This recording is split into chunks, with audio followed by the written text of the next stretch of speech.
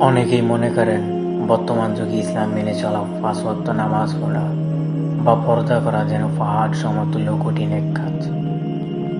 কিন্তু বাস্তবতা হলো, দিন পালন করা আসলে মোটেও কঠিন নয়।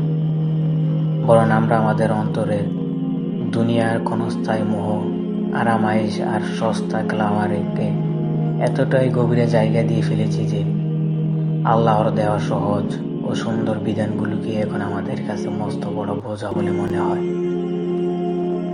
দুনিয়ার লোভে বা মানুষের বাহ্যিক চাটুকারিতা কোনো জাদুর কাঠি নয় যে তা আমাদের কবরের অন্ধকার কিংবা হাসরের ময়দানে শান্তি এনে দেবে। আজ আমরা সামান্য ক্যারিয়ারের জন্য ঘন্টার পর ঘন্টা কাটতে পারি, বিনোদনের জন্য রাত জাগতে পারি, কিন্তু রবের দরবারের সিজদায় অনবরত হতে আমাদের অলসতা পেয়ে বসে। যখন আমাদের হৃদয়ের নিয়ন্ত্রণ আল্লাহর ভালোবাসার চেয়ে দুনিয়ার জাঁকজমকের কাছে বেশি বন্দী হয়ে পড়ে, তখনই দিনের প্রতিটি হুকুম কঠিন ও অসম্ভব মনে হতে শুরু করে।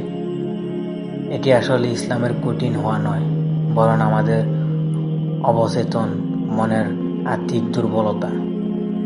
তাই আমাদের মানসিকতা হওয়া উচিত দুনিয়ার মোহে অন্ধকার হয়ে আখিরাতকে ভুলে যাওয়া নয়, বরং হৃদয় থেকে দুনিয়ার অতিরিক্ত ভালোবাসা হটিয়ে আল্লাহর সন্তুষ্টিকে জীবনের একমাত্র লক্ষ্য বানানো। আমরা যখন খাঁটি মনে রবের দিকে এক পা বাড়াবো, তখন তিনি আমাদের জন্য দিনের পথকে ফানির মতো সহজ করে দেবেন।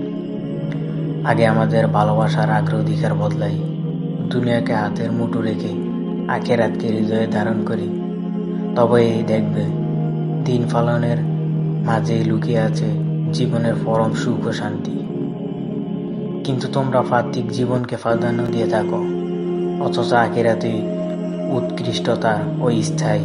সূরা আল আলা।